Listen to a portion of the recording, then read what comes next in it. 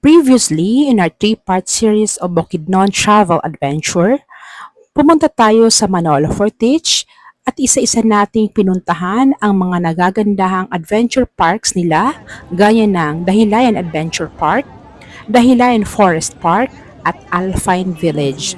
Sumakay din tayo sa isa sa kanilang ride attraction na kung tawagin ay Razorback Mountain Ride.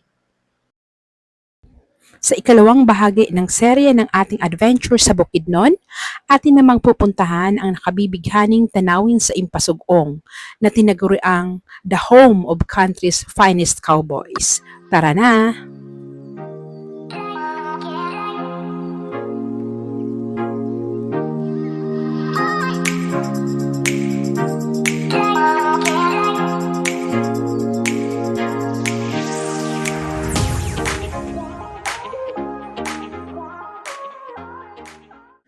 Good morning. This is day 2 here in Bukidnon. For today's activity, we are going to the Pineapple Plantation, Communal Ranch, and Roti Peaks and more. So see you there. Ito yung aming first stop papunta sa Impasugong, Bukidnon. Welcome to Del Monte Plantation! So guys, this is the plantation, Pineapple Plantation here in Manolo Fortich of Del Monte. FYI, ang Del Monte Pineapple Plantation ang pinakamalaking pineapple plantation sa Pilipinas at ganun din isa sa pinakamalaki sa buong mundo. Ito ang aming second stop, yung Lover's Lane. Makikita nyo dito yung breathtaking views ng lush greenery of the mountains, rolling hills, and also perfect scape ito for couples, families, and nature enthusiasts. Aside from that, hindi nasasadyain, along the highway lang ito. So, andito kami ngayon sa stopover. Sinundo kami ng pick-up. Paakyat kami ng Roti Peaks and Communal Ranch. So, see you there. Simula sa Lover's Lane kung saan marami nag-stopover, sinundo kami ng 4x4. Yun ang pumalit sa van na sinasakyan namin. Paakyat kami sa Communal Ranch at Roti Peaks.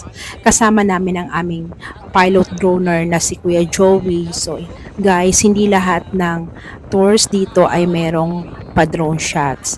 So kung gusto nyong mag-avail ng drone shots, please DM me. Bibigay ko sa inyo yung link.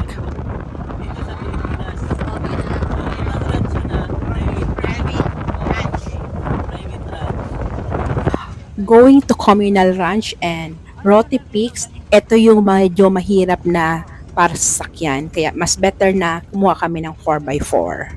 Kasi rough road siya. So, we are here at Communal Ranch, Bukidnon. Pupunta muna daw kami, sabi na Kuya Joey, ang aming pilot droner.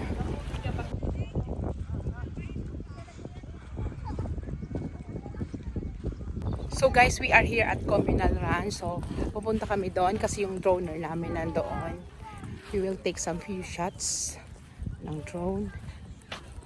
So, ayan, dito kami. Dito daw ginagawa yung drone. Mabuhay! Mabuhay! Yay! Kailan na lang kulang? By the way nga pala, ito nga pala ang Communal Ranch, kung makikita nyo sa mga pictures or other vlogs, ito yung mayroong sa gitna na pond or lake, tapos may mga kabayo na area. Pero since kami ay magpapakuha ng drone shots, dito kami sa east side, kung saan may bangin at saka may mga bundok na area. So ito yung sample ng drone shots namin.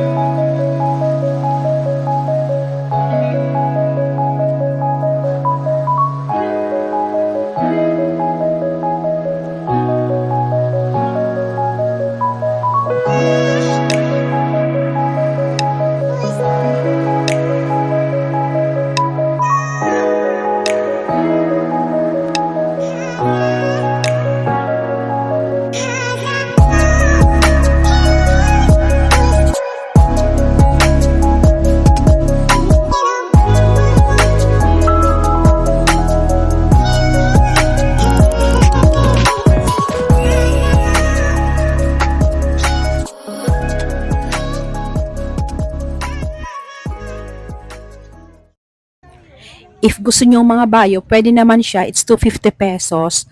Pero agahan niyo kasi sobrang init. So kami, dahil mainit na masyado, nagbayad na lang kami para sa picture taking na 50 pesos. So, ayan, nagpipicture. para kami ay makuha na nasa kabayo.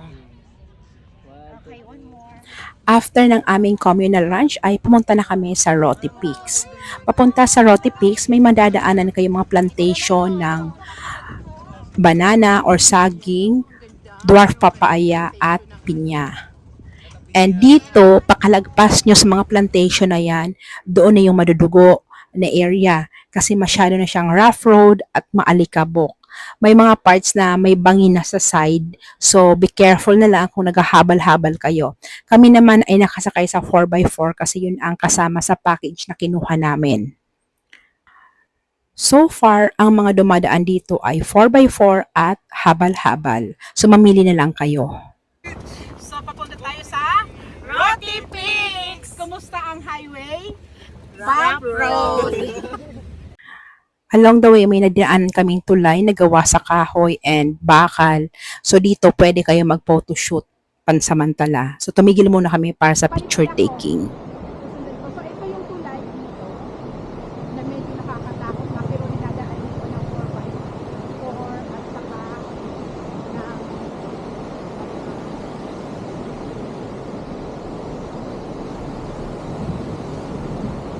God Beller San oh.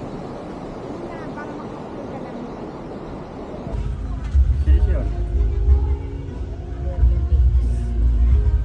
Although rough road pa sa kasalukuyan yung daanan paakyat ng Roty Peaks, pero may area na ganito na inaayos na nila, nilalagyan na nila ng kalsadang maayos para makaakyat yung mga sasakyan and at the same time, hindi na masyadong nakakatakot lalo na kung umuulan. So ayan na guys, natatanaw na natin ang Roty Peaks and pwede kayo dito magstay ng matagal or overnight and dito rin tayo magnananghalian. So, andito na kami sa Roty Peaks and 300 pesos ang entrance dito mismo sa loob. Maliban doon sa papasok na binayaran namin ng 50 pesos per head. Yung mga tents na yan na nakikita nyo ay for rent din yan. If you want to stay overnight, tent pitching ang kukunin ninyo. May mga kubo naman sila sa edge ng bangin and doon mismo sa taas, meron naman sa patag kung takot kayo dito magstay overnight. If gusto nyo magstay dito ng overnight, paki-message nyo yung page ng Roty Peaks para sa rates nila. Magla-lunch muna kami, then after that, after makapagpahinga ng konti, pupunta kami doon sa duyan or swing area. Then, another drone shots naman na kukuhanan doon sa kabilang side ng bundok. So, by the way guys, yung mga nakikita ninyo mga bundok dyan is part of Mount Kitanglad Mountain Ranges. Ito yung fourth highest peak sa Pilipinas. Tapos yung katabi naman niya ay yung Mount Dulang-Dulang, yung second highest peak sa Pilipinas.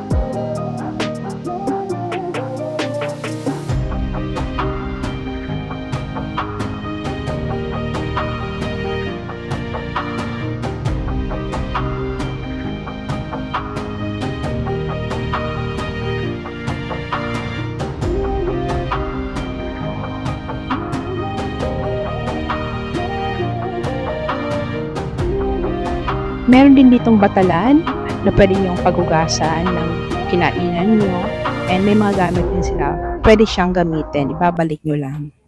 Ito naman yung sinasabi ko kaninang bahay kubo na nasa Patag. Pwede dyan magstay. So ayan nga guys, magpapabook kayo din. Pwede nyo gamitin yung mga gamit dito na pwedeng hugasan na kainan, lutuan dito sa Roty Peaks kung dito kayo magstay. Kumain dyan. Yun ang CR with a view, di ba? Nagsi-CR ka pero may view. So umakyat kami sa other side ng Roty Peaks ng Bird's Nest. Titingnan namin kung ano meron dito. So ayan yung mga pine trees sa likod ko. And syempre, kabundukan. May mga bagong tanim na pine tree sa kabilang side ng tong bundok na dinadaanan namin. And also, dito din kami kukuha na ng another drone shots mamaya. So ito naman yung isa pang drone shots na kinuha na ni Kuya Joey dito sa area ng Roty Peaks.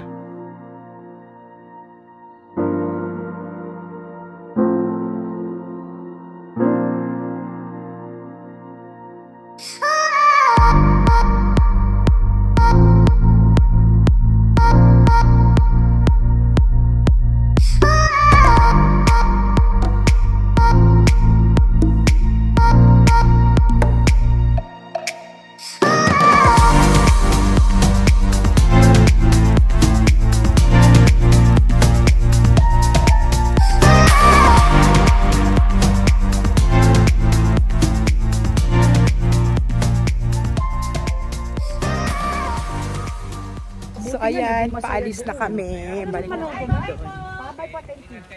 Thank you. Ay, malungkot ka. Pumunta ka dito. Paalis na kami. Balik na kami sa city. On the last episode of our adventure here in Bukidnon, pupuntahan natin ang Cedar, ganun din ang Nasuli Spring, and pupunta rin tayo sa Monastery of Transfiguration, as well as magwa-water rafting tayo sa Cagayan de Oro City. So stay tuned for our last episode. Thank you for watching this vlog. Don't forget to like, comment, share, and subscribe. Until our next adventure. This is Firefly on Tour, exploring new horizons, one adventure at a time.